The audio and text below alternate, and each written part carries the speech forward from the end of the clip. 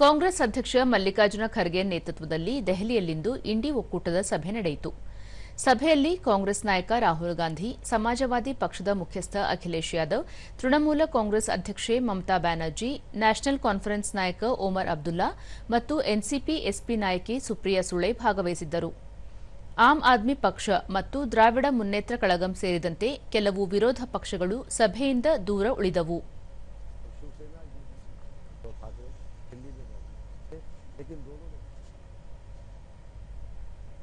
कांग्रेस ने इस बैठक में कहा कि इस बैठक में केवल उन्हीं दलों को आमंत्रित किया जिनका प्रेसिडेंट यानी जिन पार्टियों के सांसद सदन में मौजूद हैं।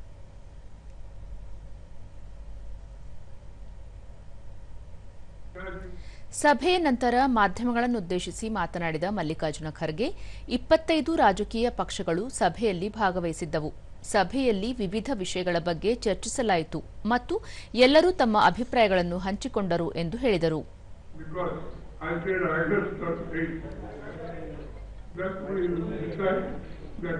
ಇಂಡಿ ಒಕ್ಕೂಟದ ಎಲ್ಲ ಪಕ್ಷಗಳು ಪ್ರತಿ 2 ತಿಂಗಳಿಗೊಮ್ಮೆ ಸಭೆ ಸೇರುತ್ತವೆ ಮತ್ತು ಮುಂದಿನ ಸಭೆ ಆಗಸ್ಟ್ನಲ್ಲಿ ನಡೆಯಲಿದೆ ಎಂದರು.